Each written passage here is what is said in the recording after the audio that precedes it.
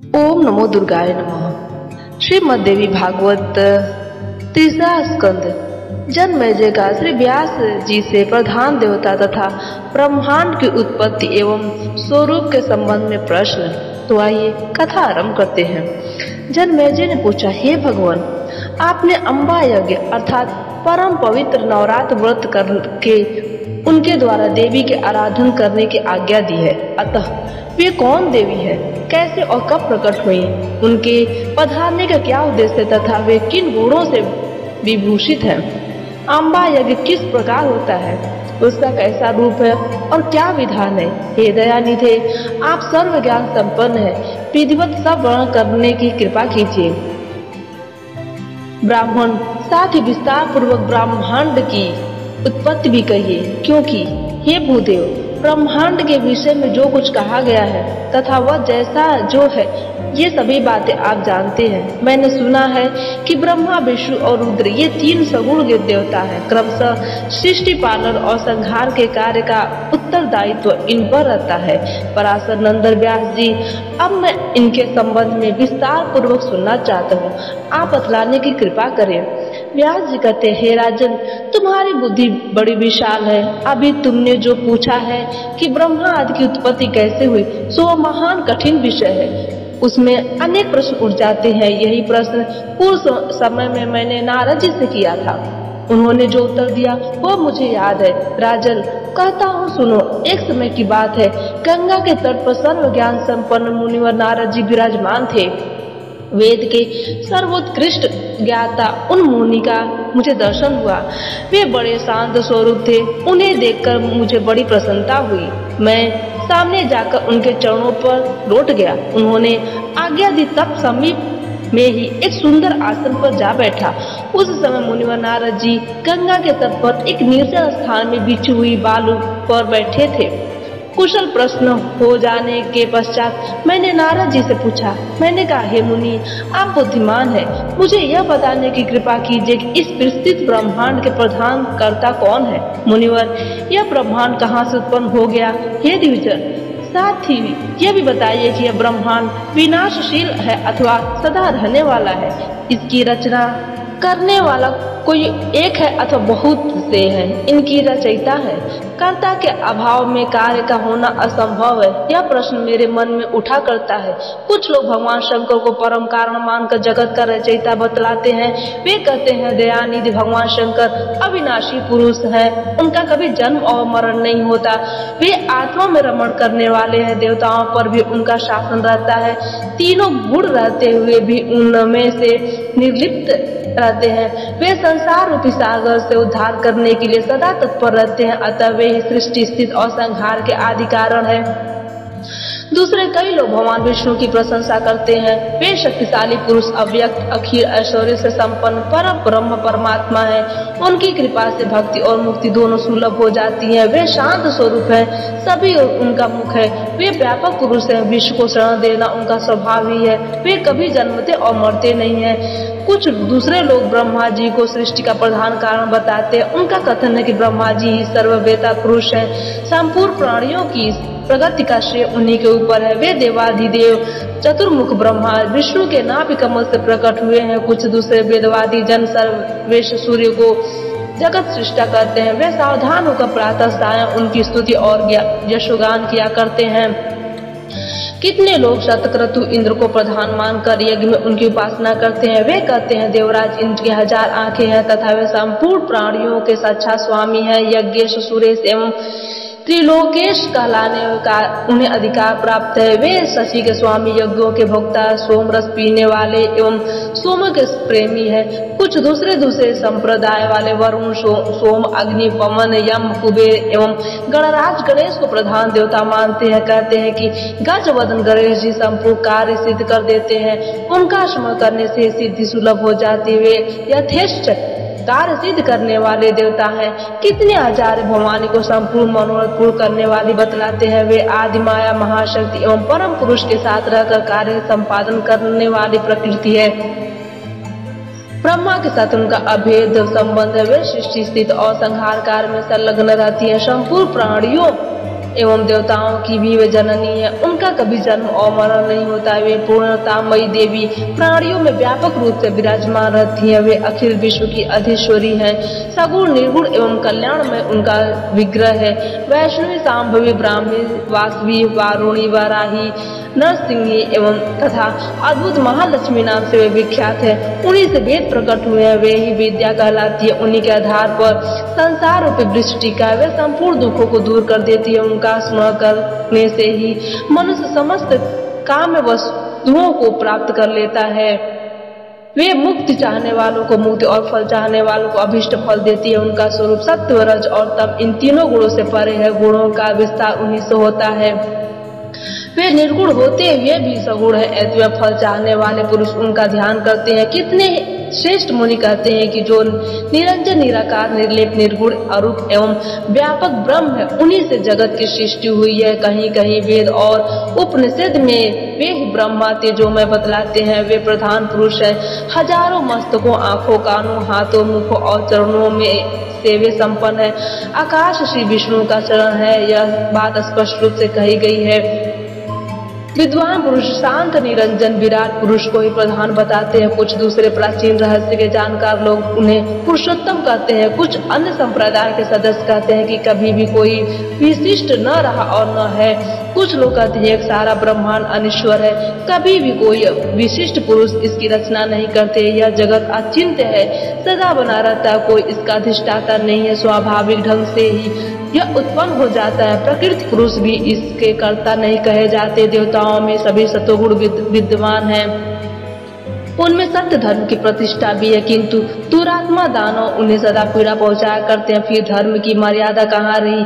मेरे वंशज पांडव बड़े धर्मात्मा थे। उनके द्वारा सदा धर्म का पालन होता था, फिर भी उन्हें भांति भांति के दुखों का सामना करना पड़ा। हे मुनिवर, आप शक्तिशाली पुरुष है, मेरे मन का संदेह दूर करने की कृपा करें। हे मुने, ज्ञान रूपी नौका द्वारा संसार समुद्र से आप मेरा उद्धार कर दे। यह संसार मोह रूपी जाल से परिपूर्ण है। मैं इसमें डूबता, गिरता एवं अचेत पड़ा रहता हूँ। व्यास जी कहते हैं, महाभाव, कुरुवंशी राजाओं में तुम श्रेष्ठ राजा हो। तुमने जो बात पूछी है वे ही मैंने मुनिवर नारद जी से पूछी थी। नारद जी कहते हैं, व्यास जी, प्राचीन समय की बात है। यही संदेह मेरे हृदय में भी उत्पन्न हो गया था। तब मैं अपने पिता अंतिम अमित तेजस्वी ब्रह्मा जी के स्थान पर गया और उनसे इस समय जिस विषय में तुम मुझसे पूछ रहे हो उसी विषय में मैंने पूछा। मैंने कहा, हे पिताजी, यह संपूर्ण ब्रह्मांड कहाँ से उत्पन्न हुआ है। हे विभु, आपने सम्यक प्रकार से इसकी रचना की है अथवा विश्व इस विश्व के रचयिता है या शंकर ने इसकी सृष्टि की है। जगत प्रभु, आप विश्व के आत्मा सच्ची बात बताने की कृपा करें। किन देवता की पूजा करनी चाहिए तथा कौन देवता सबसे बड़े एवं सर्वसमर्थ है। निष्पाप ब्रह्मा जी, इन सभी प्रश्नों का समाधान करके मेरे हृदय के संदेह को दूर करने की कृपा कीजिए। हे सत्यवती नंदन व्यास जी, इस प्रकार मेरे प्रश्न कहने पर लोक पितामह ब्रह्मा जी मुझसे कहने लगे। ब्रह्मा जी ने कहा, बेटा, मैं इस प्रश्न का क्या उत्तर दूं। यह प्रश्न बड़ा ही जटिल है। महाभाग, तुम भगवान विष्णु से इसका समुचित समाधान पा सकते हो। महामते, इस संसार में कोई भी रागी पुरुष ऐसा नहीं है जिसे यह रहस्य विदित हो। जो त्यागी, अहंकार रहित एवं ईश्वर शून्य है, वही इसके रहस्य को जान सकता है। पूर्व काल में सर्वत्र जल ही जल था। सर्वार्थ स्थावर जंगम जितने प्राणी हैं उनमें कोई भी नहीं थे। तब कमल से मेरी उत्पत्ति हुई। उस समय मुझे सूर्य, चंद्रमा, वृक्ष तथा पर्वत कोई भी दिखाई नहीं पड़े। मैं कमल की कन्या पर बैठकर विचार करने लगा, इस अगाध जल में मैं कैसे उत्पन्न हो गया, कौन मेरा रक्षक है तथा इस प्रलय काल में मेरी सृष्टि और संहार करने वाले कौन विशिष्ट पुरुष है। कहीं भी स्पष्ट रूप से भूमि नहीं दिखती जिस पर यह जल टिका हुआ। यह कमल कैसे उत्पन्न हुआ। रूढ़ एवं यौगिक दोनों अर्थों में कोई इसका कारण होना ही चाहिए। यौगिक अर्थ करने पर इसका मूल कारण पंख होता है। तो अब देखो कि वह पंख है कहाँ। जहाँ वह मूल कारण पंख होगा उसके नीचे पृथ्वी अवश्य होगी। यो विचार करके मैं जन्म उतरा। 1000 वर्ष तक पृथ्वी का अन्वेषण करता रहा। इस पर भी मुझे उस जल का कहीं और छोर नहीं मिला। इतने में आकाशवाणी हुई, तप करो तप करो। तब मैंने तपस्या आरंभ कर दी। कमल पर बैठे ही 1000 वर्ष मैं तप करता रहा। फिर उसी समय सृष्टि करो ऐसी आकाशवाणी सुनाई पड़ी। उसे सुनकर मैं बड़े आश्चर्य में पड़ गया। सोचा कि किसकी सृष्टि करूं अथवा मेरा क्या कर्तव्य है। उसी समय मधु और कैटभ नाम के 2 भयंकर दानव सामने आ गए। वे उस महावण में मुझसे युद्ध करने की इच्छा प्रकट करने लगे। मैंने उनसे भयभीत हो उठा। तब कमल का डंठल पकड़कर जल में उतरा। वहां मुझे एक परम अद्भुत पुरुष के दर्शन मिले। उनका श्री विग्रह मेघ के समान श्याम था। वे पीताम्बर पहने थे, 4 भुजाएं थी, शेषनाग की शैया पर सोए थे। उन जगत प्रभु के गले को वनमाला सुशोभित कर रही थी। शंख, चक्र, गदा और पद्म, इन 4 आयुधों से वे अनुपम शोभा पा रहे थे। ऐसे शेषशायी भगवान विष्णु का मुझे दर्शन हुआ। वे योग निद्रा के वशीभूत होकर गहरी नींद में सोए हुए थे। उनकी सारी चेष्टाएं शांत थी। नारद जी शेषनाग की शैया पर सोए हुए उन प्रभु को देखकर मेरा मन चिंतित हो उठा। इतने में भगवती योग निद्रा याद आ गई। मैंने उनका स्तवन किया। तब एक कल्याण में भगवती श्री विष्णु के विग्रह से निकलकर अचिंत रूप धारण करके आकाश में विराजमान हो गई। दिव्य आभूषणों की छवि बढ़ा रहे थे। जब योग निद्रा भगवान विष्णु के शरीर से अलग होकर आकाश में विराजने लगे, तब तुरंत श्री हरि उठ बैठे। उन्होंने मधु और कैटभ के साथ 5000 वर्षों तक घमासान लड़ाई की। तब वे दैत्य मरे। पहले देवी के कटाक्ष से मधु और कैटभ मोहित हो गए। इसके बाद भगवान विष्णु ने गोद में लेटाकर उन्हें वहीं प्राणों से रहित कर दिया। अब वहां मैं और भगवान विष्णु तो थे, वहीं रुद्र भी प्रकट हो गए। तब तीनों को भगवती आद्याशक्ति के दर्शन हुए। उन्हें देखकर मन मुग्ध हो गया। हमने उनकी उत्तम स्तुति की। तब वे आदिशक्ति हम लोगों से कहने लगी।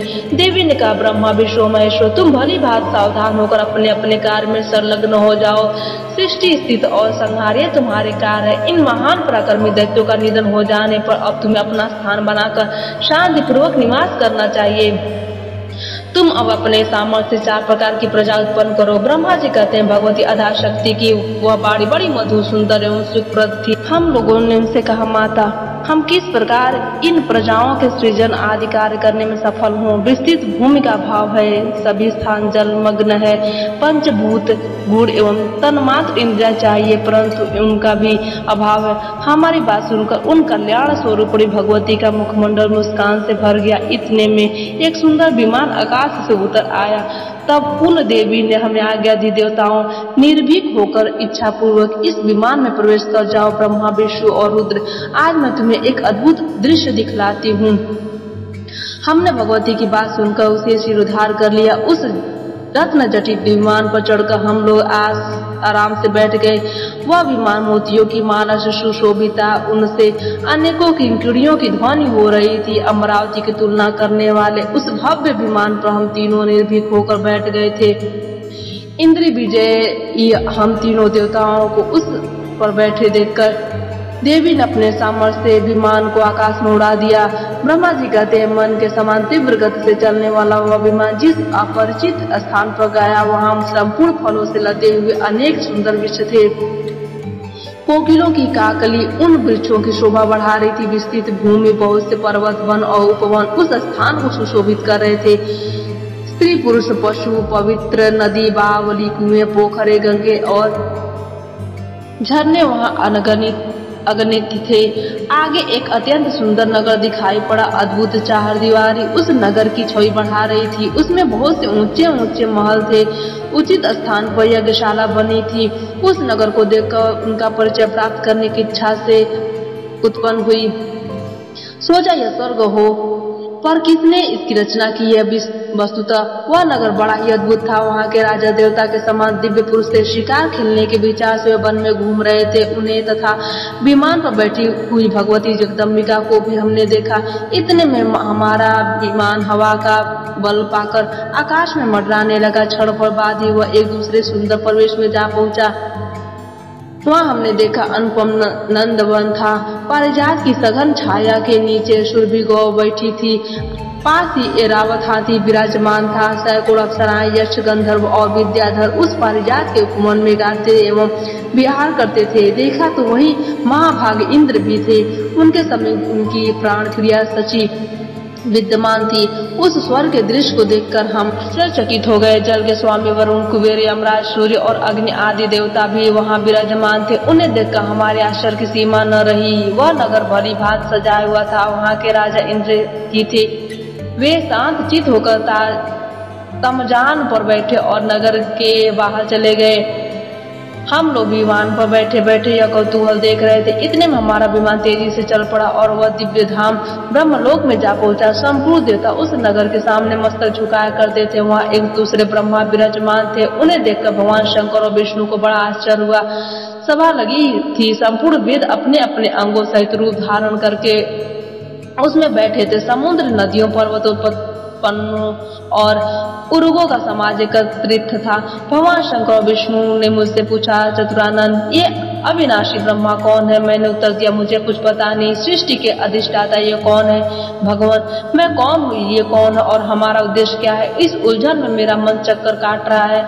इतने में मन के समान तीव्रगामी वह विमान तुरंत वहां से चल पड़ा और कैलाश के सुरम्य शिखर पर जा पहुंचा। वहां बहुत से यक्ष विद्यमान थे। मंदार का एक सुंदर उपवन था जिसमें सुग्गे और कोयल कलरव कर रहे थे। वीणा और पखावज आदि वाद्यों से सुखदायी ध्वनि हो रही थी।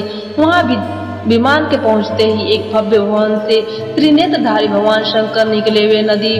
वे नंदी वृषभ पर बैठे थे। उनके 5 मुख और 10 भुजाएं थी। मस्तक पर चंद्रमा सुशोभित हो रहा था। बाघंबर पहने थे। गज चर्म की चादर ओढ़ रखी थी। महाबली गणेश और स्वामी कार्तिक अगल बगल रहकर रक्षा कार्य संपन्न कर रहे थे। भगवान शंकर के साथ मार्ग में चलते समय उनके दोनों पुत्र गणेश और कार्तिकेय की अनुपम शोभा हो रही थी। नंदी प्रभृति जितने प्रधान गण रक्षक थे वे सभी शंकर के पीछे पीछे जय ध्वनि करते हुए चल रहे थे। नारद, उस समय भगवान शंकर तथा उनके अन्य गणों को देखकर हमारे आश्चर्य की सीमा न रही।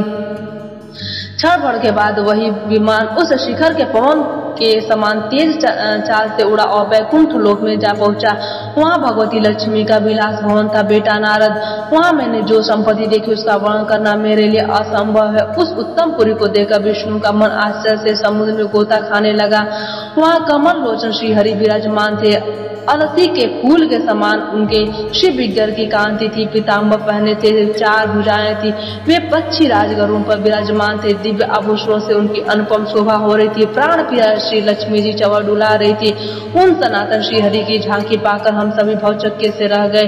एक दूसरे को देखते हुए हम विमान में एक उत्तम आसन पर बैठे रहे। इतने में ही पवन से बात करता हुआ वह विमान तुरंत उड़ गया।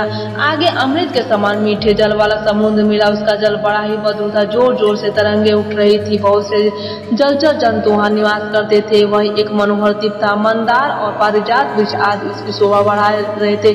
अनेकों बिस्तरों से सारी भूमि ढकी थी।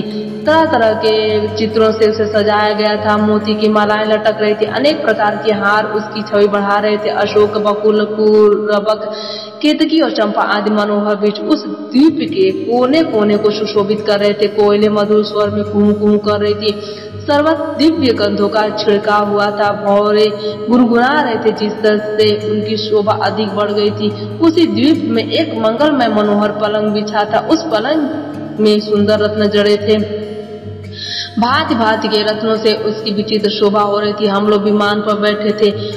दूर से ही उस अत्यंत सुंदर पलंग को हमने देखा। उस पलंग पर अनेकों बिस्तर बिछे थे। इंद्रधनुष के समान वह चमक रहा था। उस उत्तम पलंग पर एक दिव्य रमणी बैठी थी। उनके गले में लाल रंग की माला थी। लाल वस्त्रों से शिव विग्रह सुशोभित था। लाल चंदन लगाए हुए थी। लाल लाल नेत्र थे। वे ऐसी प्रभापूर्ण देवी थी मानो करोड़ों बिजलियां एक साथ चमक रही। अत्यंत सुंदर मुख था। लाल लाल दांत थे। करोड़ों लक्ष्मियों से भी अधिक वह सुंदर थी। सूर्यों की प्रतिभा के समान में चमक रही थी। दिव्य पाश, अंकुश, अभय और वर मुद्रा से उन भगवती भुवनेश्वरी के हाथ सुशोभित थे।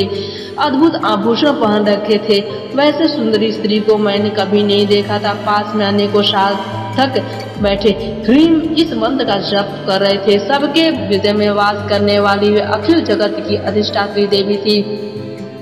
नाम जप में संलग्न रहने वाले बहुत सी सखियां निरंतर स्तुति कर रही थी। भुवनेश्वरी, महेश्वरी आदि नामों को हृदयंगम करने वाले देवंगनाएं चारों ओर बैठी थी। उन देवियों के काम पुष्प आज अनेकों नाम थे। 6 कोनों वाला उत्तम यत्न बना था, उसी पर भगवती भुवनेश्वरी विराजमान थी। उन्हें देखकर हम सभी महान आश्चर्य में पड़ गए। कुछ समय तक हम वही ठहरे रहे, आपस में कहने लगे, यह सुंदरी कौन है और इसका क्या नाम है? हम इसके विषय में बिल्कुल अनभिज्ञ है। इसके हजारों नेत्र, हजारों हाथ, हजारों मुख, दूर से देखने पर ही कितनी सुंदर प्रतीत हो रही है। यह न कोई अप्सरा है और न ही गंधर्व कन्या एवं देव कन्या ही हे नारदियों। संदेहग्रस्त होकर हम लोग वहां रुके रहे। तब भगवान विष्णु ने उन 4 भासनी भगवती को देखकर विवेक पूर्वक निश्चय कर लिया कि ये भगवती जगदम्बिका है। तब उन्होंने कहा, हे भगवती, हम सभी के आदि कारण है, महाविद्या और महामाया इनके नाम है।